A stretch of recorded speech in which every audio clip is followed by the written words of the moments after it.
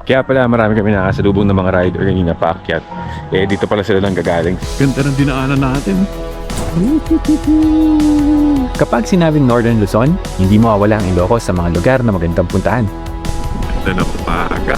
Twisties! Kapag naghahanap ka ng magandang beaches, nandyan ang Ilocos Norte. Ganda ng dagat. Parang White Beach pa, oh. Habang heritage sites naman ang kadalasang makikita sa Ilocos Sur. Maraming turista ngayong gabi.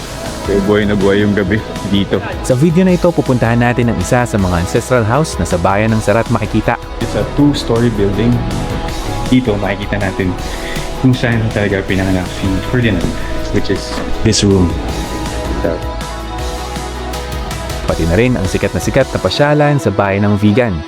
Dahil parang kang bumabalik sa nakaraan.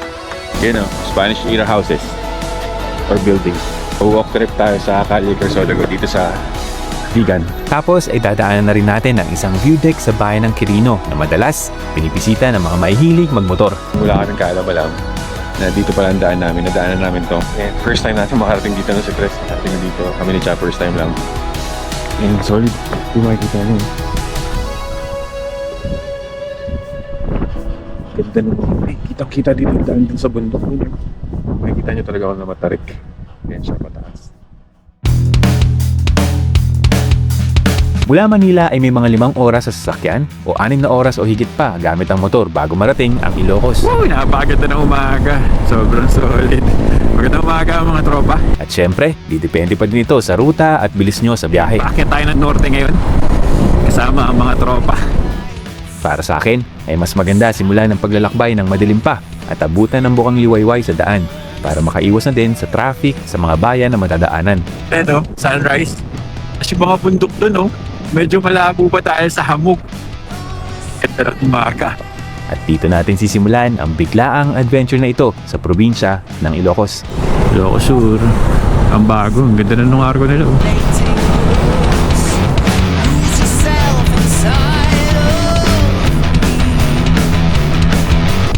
Init na tanghali na eh. Ganda na dagat. Parang White Beach pa, oh. Ganda na dinaanan natin. Oh, general nakaramdaman labas natin dito. Kanina pa tayo dito.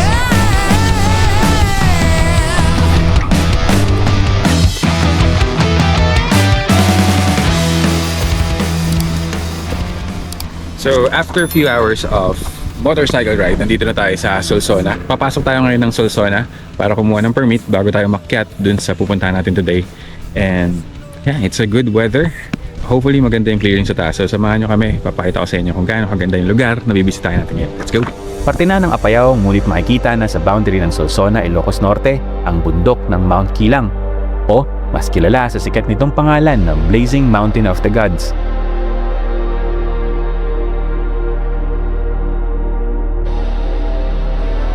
Dahil nga sa challenging na kurbadahan at magagandang scenic view, naging hotspot ito sa mga motoristang nature lover at naghahanap ng adventure sa ride.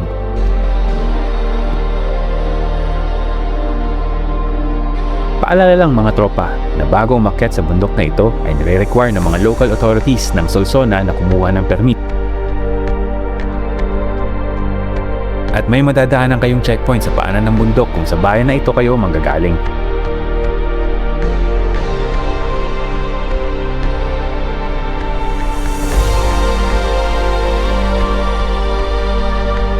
Oras na 1:45, quarter to 2. Good afternoon mga tropang guday. At nandito tayo sa magandang bayan ng Solsona dito sa Ilocos. Nagkabiglaan lang ng aya ng long ride and dito kami napadpad sa Ilocos. And since nandito na kami, bibisitahin na namin itong mga places dito. Wala talagang solid na plano. Naisipan lang pumunta ng Ilocos as here we are.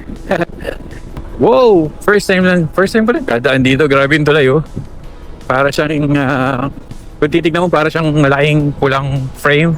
First time ko makakita ng ganitong tulay sa may way ng Tugigaraw. Mga ganito yung itsura ng mga tulay nila, red na kwadrado. May pupuntahan tayo isang ancestral house or museum yata yun. Yun yung nakita namin sa mapa na pwedeng puntahan dito sa Ilocos. And let's check kung ano meron doon. So samahan nyo kami. Meron lang halos 30 minutes mula Solsona papasok ng bayan ng Sarat kung saan makikita ang ancestral house ng pamilya Edralin. So nandito na kami sa bayan ng Sarat. And kayo na ba ako nakakita ng mga bahay dito na luma like this one? Yung gawa sa kahoy. Solid to yung mga ganyan, no? Ito pa, ang dami pa dito sa unahan. Ito, like this one. Yan, no? And this, grabe, oh. Ito pa, sunod-sunod. And very famous talaga yung mga parang mga ancestral houses dito. Ang dami pa rin naalaga ang mga old school na bahay dito sa Ilocos. Ito, tulad nito. Or ito na yata yung pupuntahan namin eh. Ayun, grabe. Isa itong historical site na sikat sa bayan dahil ito ang tahanan ni Josefa Edralin Marcos, ang ina ng dating Pangulong Ferdinand Marcos Sr. So yun, ito na pala yung pupuntahan namin. Kala ko sobrang old school. Isa sa mga old school na bayan na nakita namin dito. Dito din sa bahay na ito isinilang si Ferdinand Marcos Sr.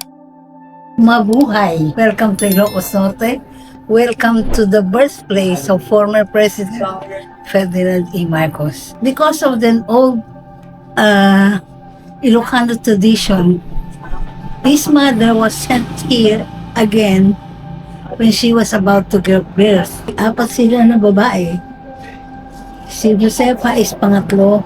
Yes, that is Josefa. Okay. And that is Ferdinand. This is a typical Ilocano house. Tawag dito sa bahay na to is bahay na bato. They call it bahay na bato dahil pinaghalo ang bato at saka kahoy. Hindi siya yung mababa ang second floor. Dito nag-aalaga sila ng mga hayop. Pagdating ng hapon, ang mga hayop nila inilalagay dito sa silong. Dito na inilalagay yung ibang Na-harvest. hindi ko makasya sa kanilang sarusan. They have mais, munggo, they have tobacco, they have bawang. Ang itaas is living area talaga. Talagang normal sa Ilocano na ang babae is talagang para sa hanabuhay. Ang itaas, yung second floor, pinakasalas, dining, and everything. So yun mga tropa, no, nagkaroon tayo ng pagkakataon para ma-interview si Ma'am Minda Husay. Right now, nandito tayo sa second floor. First room, pag akit nyo, ito yung makikita nyo. So this room, dito raw pinanganak si Ferdinand Marcos. Yan. And eventually, as time goes by, naging ano na siya, paanakan. Naging paanakan na itong room na to. And dito makikita nyo yung mga lapis na ginamit niya siguro sa pag-aaral. Kasi may malaking study table dito. Ito yung mga pins, pang ipit ng lampin, tsaka lampin. And yun, meron ditong portrait ng baby and a mother. So, I feel like this is Josefa and Ferdinand back then. So yan, grabe old school.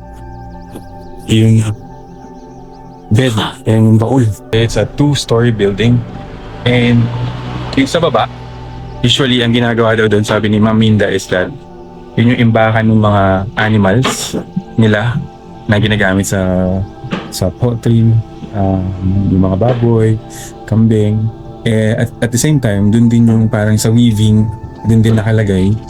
So basically, yung baba is tambakan ng mga, or lagayan ng mga animals, ng mga crops na hindi na magkasya dun sa barn nila, kumbaga, or yung mga sobrang crops, dito na rin nilalagay sa baba. And the second floor, ito talaga yung pinaka main house, like, sama-sama dito, ito na yung living area. Tapos yung mga rooms, mayroon dong room. Ito yung room na kung saan pinanganak si Ferdinand Marcos. Room ng mga dalaga nila Josefa. Diyan. Kasi yung hagdanan pababa. Tapos nandun yung kitchen sa labas.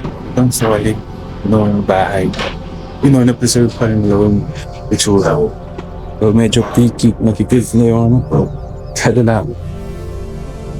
And isa step na nilipo doon. Medyo nag-reflect sa ilaw kaya siya. So dito naman sa bandang balkonahe or bandang terrace, ito yung kaninang binibideo natin from dun sa baba. Ito yung pinaka living area. Dito makikita yung kitchen nila. At nandito ko yung mga old school na gamit like palayok. Ito, may sandok pa. And dito pa. So ito yung buong kitchen area. Sa mga nagdaang panahon ay nagkaroon ng mga renovation sa bahay. At sa ngayon, isa na itong museum na naging tourist destination sa bayan ng Sarat na hin-highlight ang dating buhay ng Batang Ferdinand.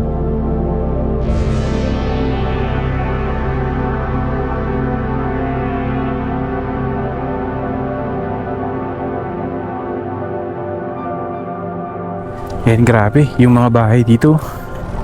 Tulad nito. Ayan, oh. Old school pa. Meron pa isa dito na daanan namin ni Kuya Mario kanina. Ito. And ayan, ito hatad. Ayan, oh. And meron pa isa dito banda sa unahan. Ito yung municipality nila. Ito. Oo, ano. Ito yung simbahan dito sa Santa Monica Church. Old but gold.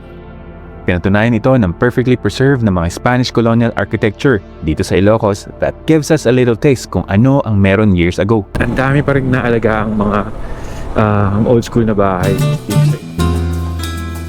Halos 2 oras mula sa bayan ng Sarat ay mararating ang sikat na kinikilala as UNESCO World Heritage Site, Spanish era houses or buildings. ang Calle Crisologo na puso ng vegan. Ligaw, no? Yan si Silip yung nililigaw mo. So, walk trip tayo sa Calle Crisologo dito sa Vegan. So, nung huling punta namin ito dito, umuulan. But right now, maganda yung panahon. With a mix of Asian building designs and European colonial architecture, ibabalik ka talaga ng lugar na ito sa nakaraan. So, buhay na buhay yung gabi dito. Makikita na yun. So, kain muna tayong dinner dito sa kainan dito sa Calle, malapit sa Calle Crisologo. Bumili lang kami ng mga lutong ulam. Let's go. So, yun, dami pa rin tao ngayon, no? Weekend. Maraming turista ngayong gabi. And sa gabi naman laging maganda dito sa Calle Crisologo talaga.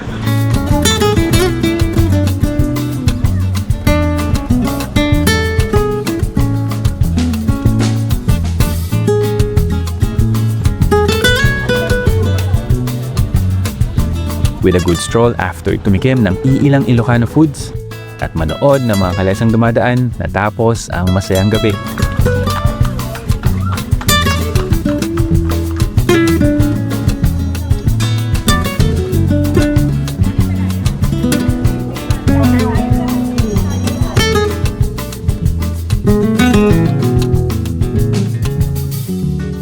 Marami talagang pwedeng puntahan sa Ilocos.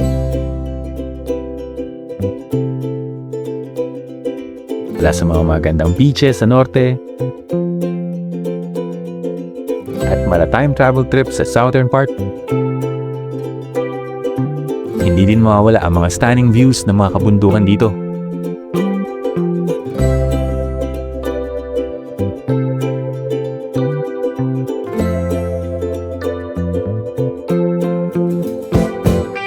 Nandyan ang Skyline View Deck sa Quirino na naging go-to place ng mga may hilig mag-rides or mag-road trip. Kaya pala marami kami nakasalubong ng mga rider kanina paakyat. Eh dito pala sila lang gagaling sa Skyline View Deck. So yun, dito rin sila nag-breakfast siguro. Pero sobrang solid, ganda.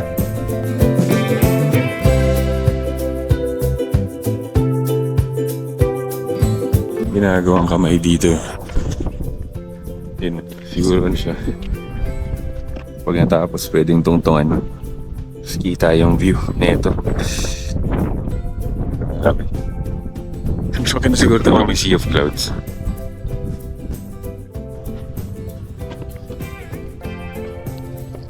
Tayo sa isang terrace or parang view deck dito. Ito, cool. Pero pati sa kabila, merong mga cottages. Then meron mga tables and chairs dito sa baba. Skyline View Deck dito sa Ilocos, Quirino, Ilocos.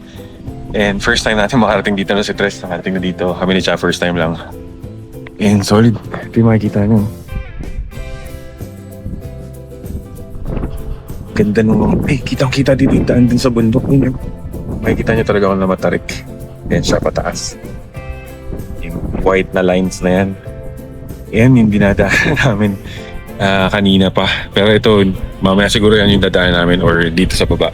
Pero ganyan yung mga daan dito, puro matatarik talaga. Dito sa part na to, sobrang ganda ng view. Grabe. Mga bundok dun, nawawala siya sa hamog. Yun, grabe. Iba yung saan galing, para siyang edited na ewan. Sobrang ganda. Truly, this is a province na babalik-balikan. Marami pang ang mga gandang spots na hindi nadaanan ng biglaang trip na ito. Well, I guess, that's one good reason para puntahan naman sila sa pagbalik natin sa probinsyang ito.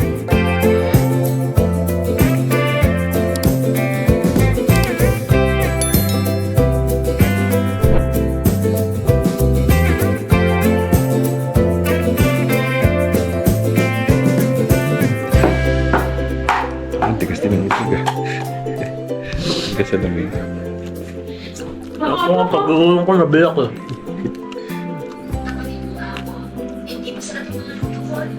Oh no, nagalit siya.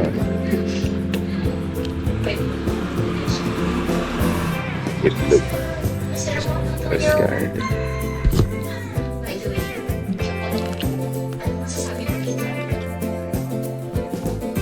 Doon lang may signal eh.